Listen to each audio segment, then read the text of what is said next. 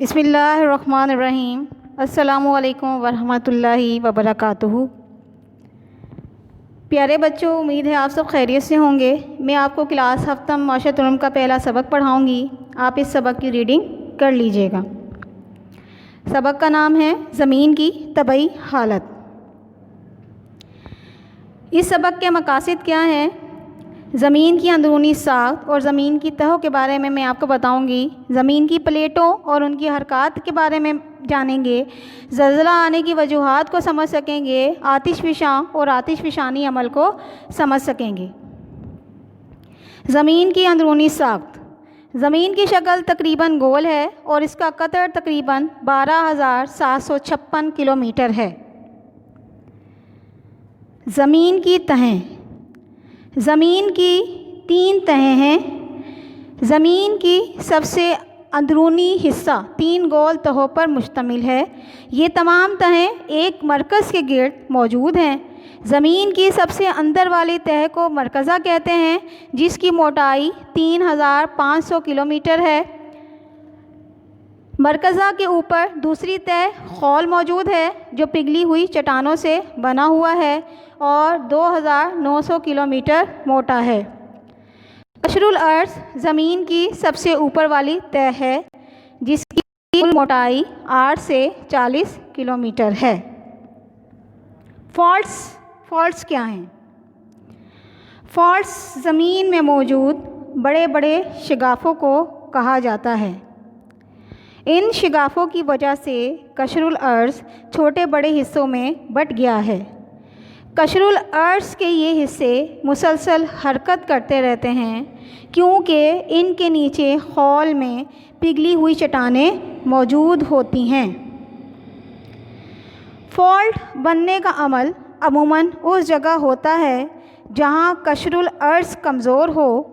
ایسے علاقے کو فالٹ زون کہتے ہیں۔ فالٹ کی اقسام۔ فالٹ کی کتنی اقسام ہیں؟ فالٹ کی 3 اقسام ہیں۔ Number 1، normal fault. جو قوتیں قشر الارض کے ٹکڑوں کو ایک دوسرے کے مخالف سمت میں دھکیلتی ہیں، وہ نارمل فالٹ پیدا کرتی ہیں۔ یہ فالٹ تب بنتا ہے جب زمین کا ایک حصہ نیچے چلا جاتا ہے۔ Number 2، reverse fault. Reverse fault تب بنتا ہے جب زیر زمین قوتیں قشر الارض کے ٹکڑوں کو ایک ہی سمت میں دھکیلتی ہیں اور زمین کا ایک حصہ اوپر کی طرف اٹھ جاتا ہے۔ Number 3، transform fault.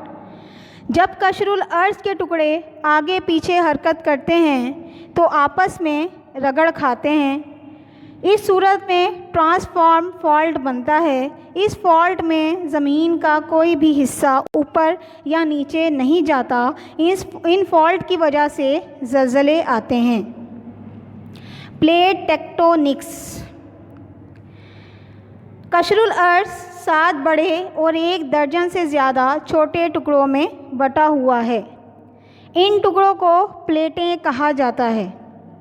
جب یہ پلیٹیں حرکت کرتی ہیں تو ٹیکٹونک پلیٹ کہلاتی ہیں۔ نظریہ کانٹیننٹل ڈرافٹ۔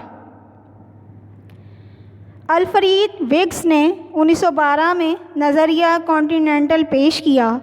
وگس کے مطابق تمام براعظم آغاز میں بہت بڑے براعظم کا حصہ تھے، پھر کسی وجہ سے یہ عظیم براعظم ٹوٹ گیا اور مختلف حصوں میں بٹ گیا۔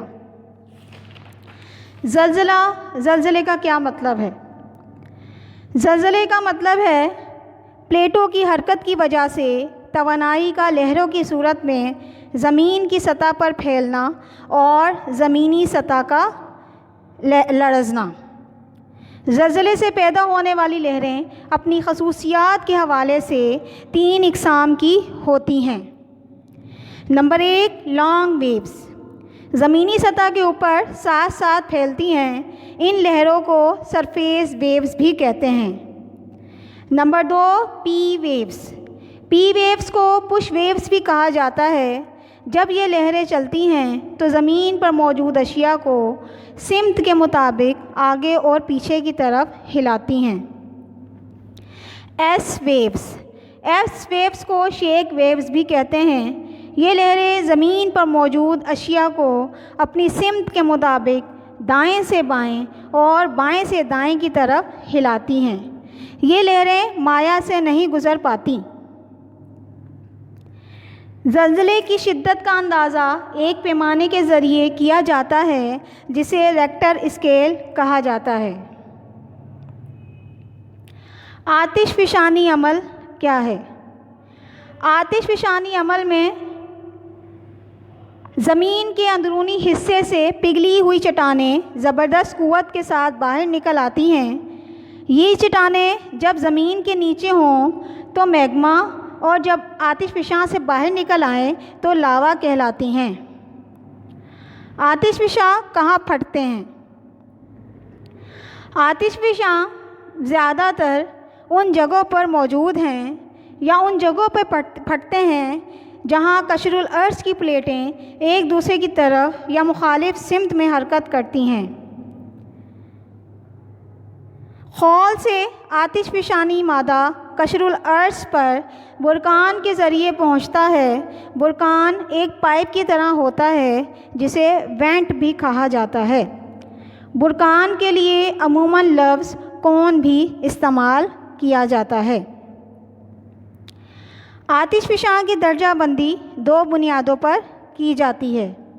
نمبر 1، آتش فشانی عمل کی بنیاد پر درجہ بندی۔ نمبر 2، آتش فشاں کی ساخت اور جسامت کی بنیاد پر درجہ بندی۔ پیارے بچوں، امید ہے کہ آپ کو میرا لیکچر سمجھ آ گیا ہوگا۔ آپ کو سبق نمبر 1 کے مشقی سوالات کے جوابات مہیا کر دیے گئے ہیں۔ آپ انہیں اپنی فیئر کاپیز میں اتاریں اور یاد کریں۔ اللہ ہم سب کا حامی و ناصر ہو۔ اللہ حافظ۔